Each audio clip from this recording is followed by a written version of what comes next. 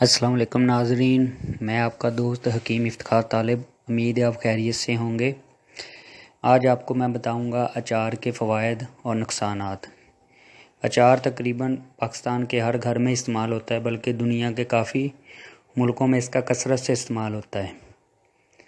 اس سے پہلے کہ آپ کو اس کی میں افادیت بتاؤں اور اس کے نقصانات بتاؤں، مہربانی فرما کر میرا یہ پیج لائک کر لیجئے گا اور اس کو شیئر بھی کریں تاکہ دوسرے لوگوں تک بھی یہ قیمتی معلومات پہنچے۔ آئیے چلتے ہیں اب اصل موضوع کی طرف۔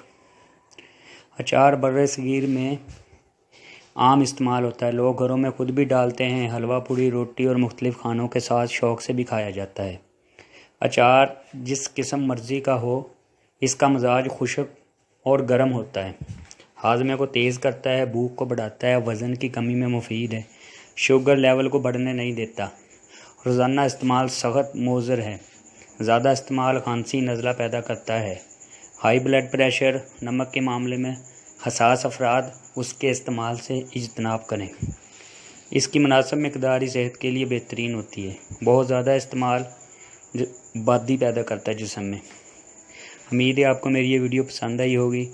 اللہ تعالیٰ آپ کو صحت و تندرستی دے۔ دعاؤں میں یاد رکھیے گا۔ اللہ حافظ۔